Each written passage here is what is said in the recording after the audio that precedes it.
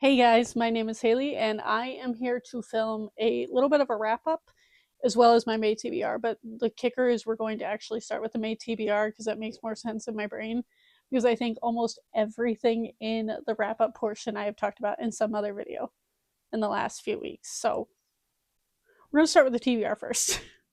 Also, you will notice that that might seem strange to you if you've been here for a minute. I don't generally film TBRs for most of the year. I feel like the only time I do is for Pride, which I absolutely already have a Pride TBR going and planned, which is why I decided to film a May TBR of all of the books I want to get read before I read entirely queer books for June. If you did not know, I've done that for the last several years in general, but also on my channel.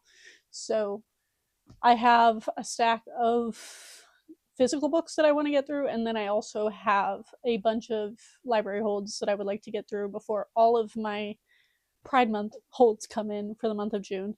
And I will be doing a lot of pre-filming for June, hopefully, to be able to get all the videos that I want out, because I'm definitely going to be posting twice a week during that time, or at least that is the plan, assuming everything goes according to plan. But we'll see. That is the hope. So the first book I'm actually already in the middle of, and that is Project Hail Mary by Andy Weir. I needed to get in on the hype. I'm a little bit behind. I felt a lot of FOMO, and I want to see the movie. And we're going back to my hometown here in a week or two, and they have cheap movie theaters. So if it's still there, I will be going to see it. But I needed to be in on this. I wanted to understand. Then the next one I have up for my physical TBR is The Measure by Nikki Ehrlich. And I've heard nothing but incredible things about this book, to be honest. And this is like, do you wish to know how long you'll live? It reminds me of like a more adult, like sci-fi-ish, I'm assuming, version of They Both Die at the End by Adam Silvera. That is the gauge I have for this. I know nothing else. Then I also obviously want to, I have not read the most recent Dungeon Crawler card because I binge read all, oh my god, how many are there? I read like 6 of them last year in a very short period of time, and then I realized that we did not have a release date for the 8th book. I hope I'm getting those numbers right. If not, I'll put them down below. And there was no release date, and I was like, I don't want to not have one. So I just stopped reading at the 7th one. So I have The Inevitable Run out from KU, and I want to read this before May 12th, which is when the next book comes out. But also, God knows how long I'm gonna have to wait for the next one. But I want to be on the hype train for this new book. So I have the first 2 weeks of the month to read this one. Today is May 2nd, so I have 10 days. We'll see if that ends up happening, but at least getting it read around the time that that book comes out. Then on my physical TBR, I have Elysium Girls. I bought this at a bookstore in LA when I went to a Star Kids show. Speaking of Star Kids show, I don't think I'm going to be able to make it out physically to their show this summer, and don't even talk to me about it. I'm so upset. I've seen all of their shows live that I've been possibly able to for the last few years. Not financially in the cards this year. Unrelated. But I picked this up while I was out there seeing their show, and this gave me the same vibes as Godly Heathens, which was my favorite book of 2 years ago, of 2024. And it's about gods. And I'm just going to read you the first sentence of the synopsis. It says, Elysium, Oklahoma is a town like any other respectable, God-fearing, praying for the end to the drought and the dust storms. Until the day the dust soldiers arrive. Until the people of Elysium learns it's all a lie. You see, there isn't only one God, there are 2 sisters, life and death. And they seem to battle it out over this town. I also love this cover. So that's on the docket for this month.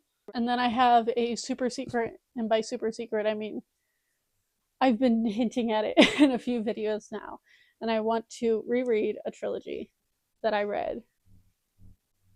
Spoiler, that I read a few years ago, which is no longer a trilogy, which is why I want to reread them so I can read the rest of them, because I probably read these about a decade ago. So I'm going to end up adding it to a series I've been meaning to do of reading Booktube's favorite books from 10 years ago.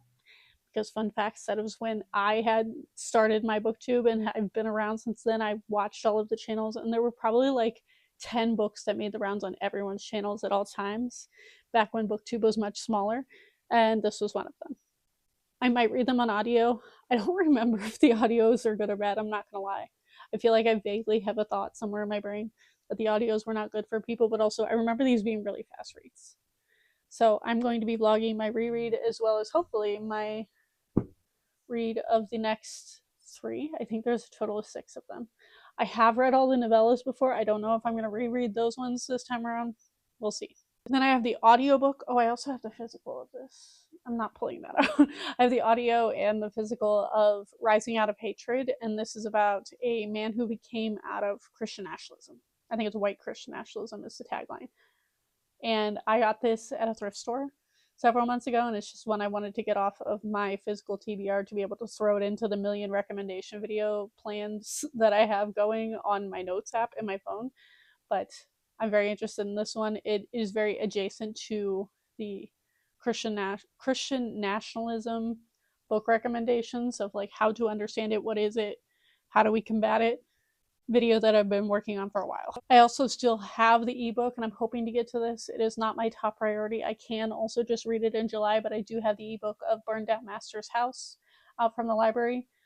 I have heard all of my Black content creators that I follow say that this is fantastic and a great portrayal of slavery and the racism that is still rampant from it. But I really don't know anything about it other than the fact that they really, really seem to like it, the ones that I trust. So, and then I have 2 audiobooks that I've been meaning to get to. I have Dominion, which is this tradwife Christian area adjacent book. I was told to listen to it on audio because the audio really brings the inflections of like a Black church in the Deep South. And if somebody who came from a lot of spaces that definitely pulled culture, or rather appropriated culture from Black churches, coming from a Pentecostal space where I was in my past Christian cult, I feel like I will find this very interesting. And then I have Lost in the Garden. I have meant to read this at least for the last year, and I never get to it because I've been told it is a very summer vibes book, very summer cult vibes. And as somebody who wants to also, moral of this video, wants to make out cult recommendations like for fictional books, this one keeps getting recommended. And since it's set in the summer, the only time I really have the chance to read it is in like July because I only read queer books and I don't think there's any queer content in it. If there is, please tell me because I have not read it yet and I will absolutely add it to the queer TBR if there is. But since I only read queer books in June, that leaves me like 1 month to read other summer books and I never get around to as many as I want to. And that's it for my TBR. I'm sure I will read a few other things, but those are like priority before June. I also have several things I need to read in the last month of May to prepare for June. So I really only have like 3 weeks to work with. So that might be all I read. We'll see. And then for the wrap up portion, I will leave every single video that I have vlogged or done recommendations for of each of these because I think all but like 1, 2, 3. I think 3 or 4 of them are the only ones that are not in vlogs. So I will leave all those vlogs. Blah, blah. I will leave all of those vlogs and videos linked down below in the description if you would like to check them out, or you can just scroll back on my channel of the last 2 weeks because that's when I posted most of them. So for wrap-ups, I left off in the middle of March with A Psalm for the Wild-Built by Becky Chambers. I read this as well as A Prayer for the Crown Shy. Gave them both 3.5 stars. I read these for the trans rights readathon. For that same video, I also read Herculean, which I gave 4.5 stars. I really, really enjoyed this. This is a trans girl commune that is very culty. And it's kind of trippy, and I just really enjoyed the entire vibes of this.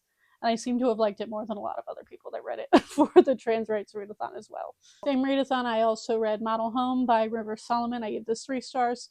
I will give you the quick premise of it. It's haunted house. Girls go back and figure out what to do with the house, not that their parents have unexpectedly passed away. And the trigger warning I give for this, because I never saw the trigger warning anywhere else in any other video that anybody has spoken about this in, it does have CSA in it. So please be aware of that and check triggers. And the last 2 I read was The Lesbiana's Guide to Catholic School. I loved this. This is probably my favorite book that I read for the readathon. I gave this 5 stars. It's just as good as everybody says it is. It's about a girl who is lesbian who goes to a new Catholic school and her family dynamic as well as her friendship dynamic. I loved everything about this. It's a great YA. And then we have We Can Never Leave by H.E. Edgman, which I gave 4.5 stars. This is a traveling group of queer people mostly queer people who are also not quite human. They seem to have a lot of animal characteristics. And I'm just going to leave it at that. I loved the ending of this. It's a very trippy, fun ending that I like to compare to Neverworld Wake. If you've heard of that book, I'll just throw that up here for a second. This was one of my favorite books like a decade ago that I read on Booktube.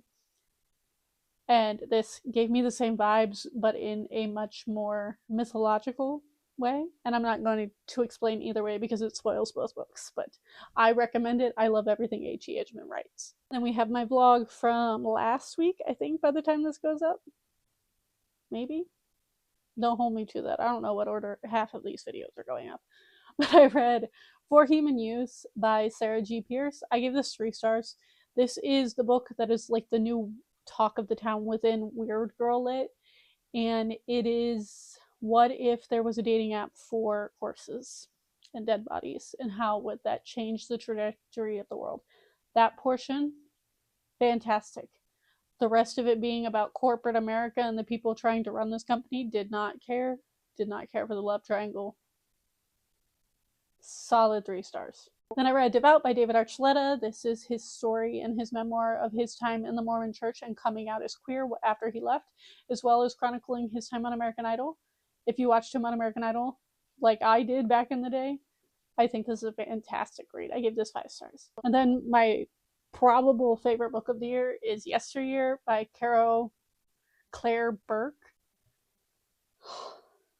So this is a book about a tradwife influencer, very, very similar to the vein of Ballerina Farm and Nara Smith. If you are familiar with those creators on the internet, they're the big names in tradwife culture online.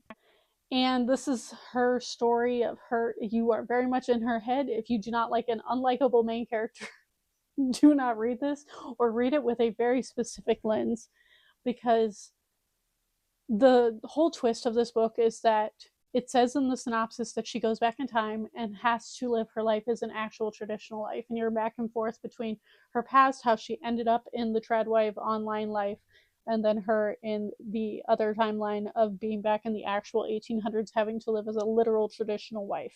My favorite part of this was all of the commentary, because one of the big dialogues in her head is that she calls all of her followers the mean girls or the mean ladies or the angry women, which I found fascinating. Listening and reading from a perspective of somebody who hates their followers with a very large platform, always an interesting commentary on just influencer culture in general. This also has great commentary on tradwives and like Christian nationalism. There's even a like big political figure that's on the rise that is very reminiscent of Trump. If you're familiar with any of that, I think that was intentional. And there's also a lot of commentary in here about the manosphere, because her husband ends up getting involved in the manosphere at one point. And does such good commentary on all of those things. And I know that there are so many, I've heard such fluctuating reviews on people who have already read this. And it's people who loved it, who are fascinated by tradwife culture, very similar to mine, whether they came from it or just find Mormons and like that entire sect interesting. And then there are people who I can only assume from their comments and how offended they got are actually Christian, who found this blasphemous and felt that it was mocking Christianity. And as somebody who came from those spaces, if you felt mocked, I think you should do some internal searching if that is the reason that you didn't like it, because I did not feel this was mocking at all. I think it was a very, very real portrayal of people in those spaces, especially in the influencer realm.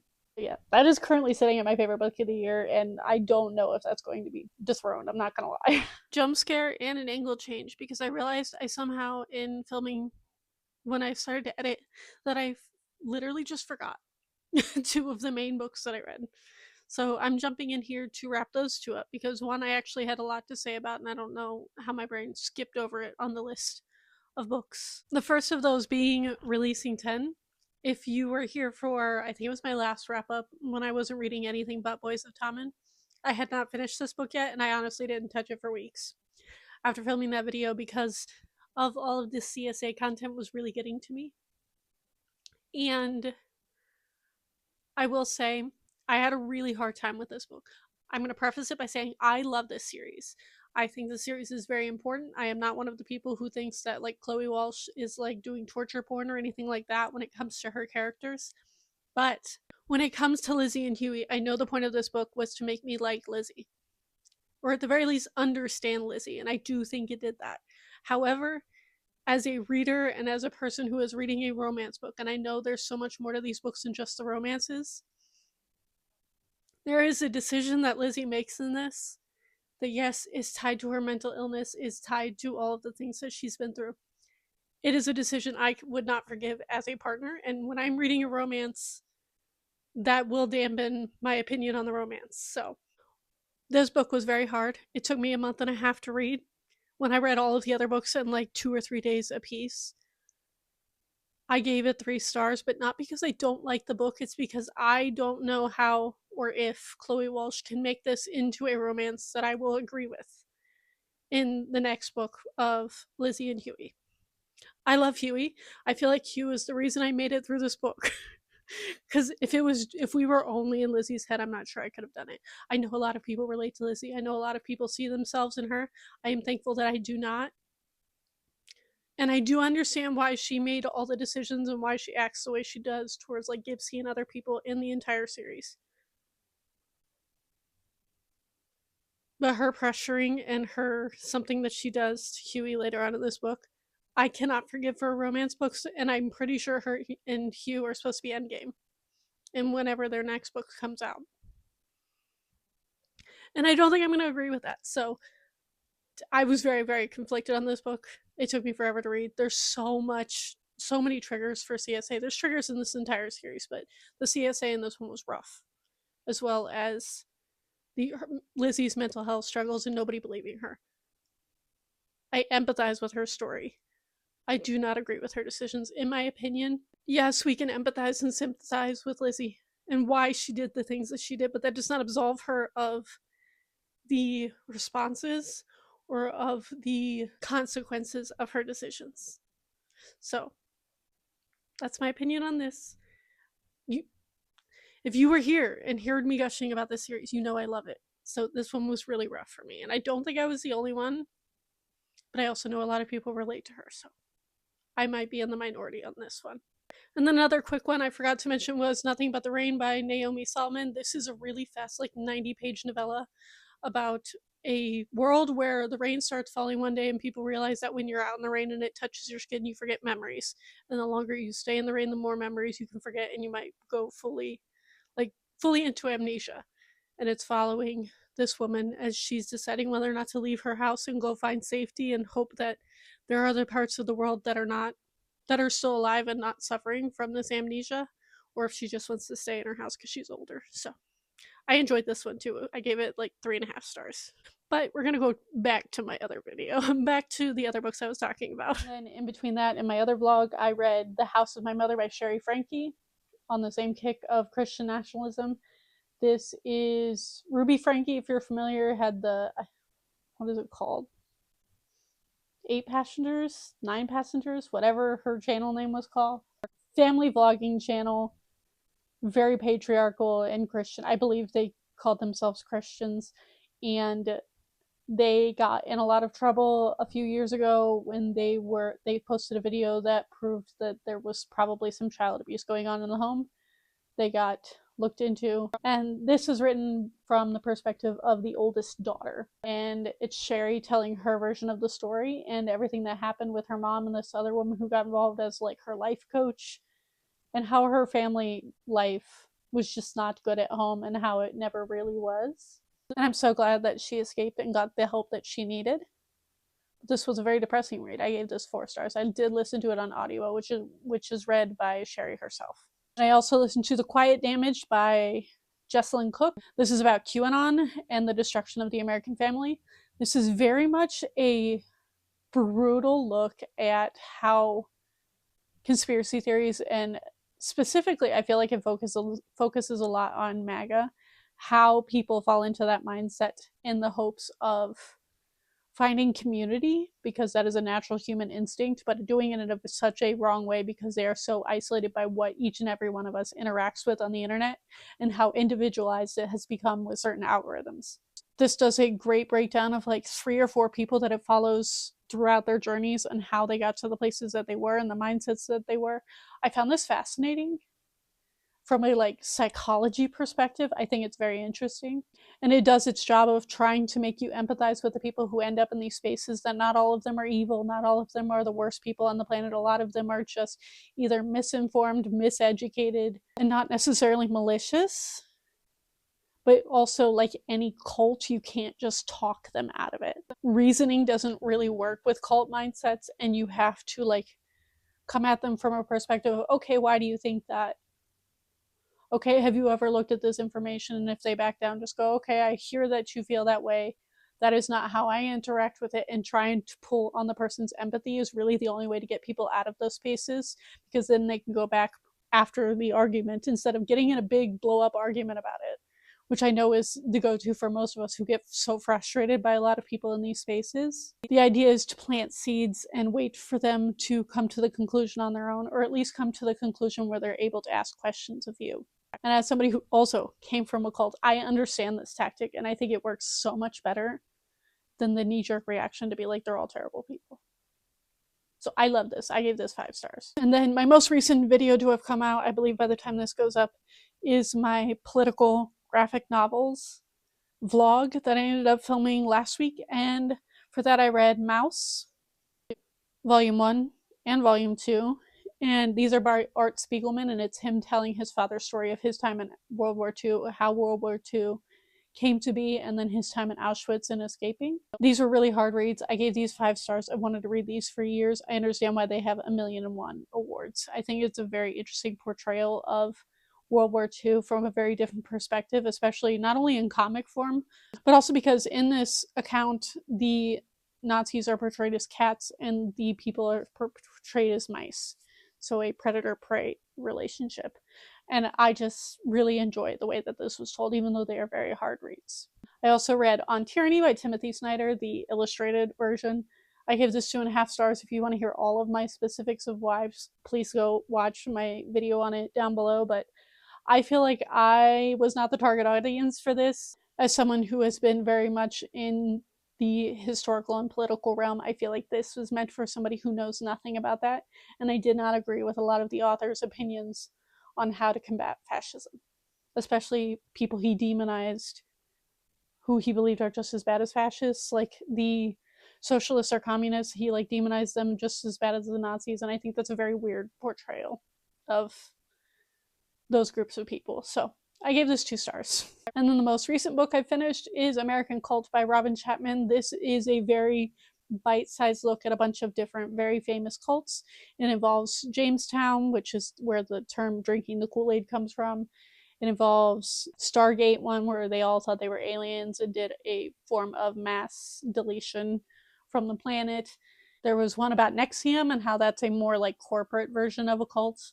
And I basically say in my video, but please go watch it if you want more details, that this is a great look at different cults. And if any of those interest you more, you can find other portrayals of it online in video form or in other book forms. There's usually long book formats of a lot of these stories in the ether. Like I know there's a huge biography of Jim Jones from Jamestown that I actually own and have yet to read because it's like this thick.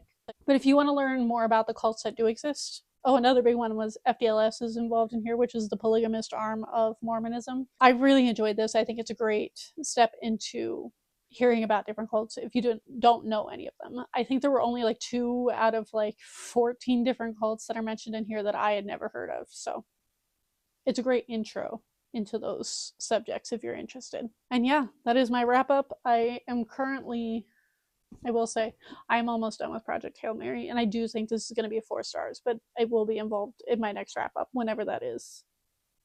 I don't know if that'll be before or after all the Pride shenanigans, but this will definitely be next. It's currently sitting at a 4 star, so we're going to go with that one for now. But I hope you all enjoyed this. Let me know what book you are most excited for next month in May down in the comments down below. And if you don't know what to leave me the asteroid emoji for Project Hail Mary in the comments. And thank you all for watching, and I will see all of you guys next time.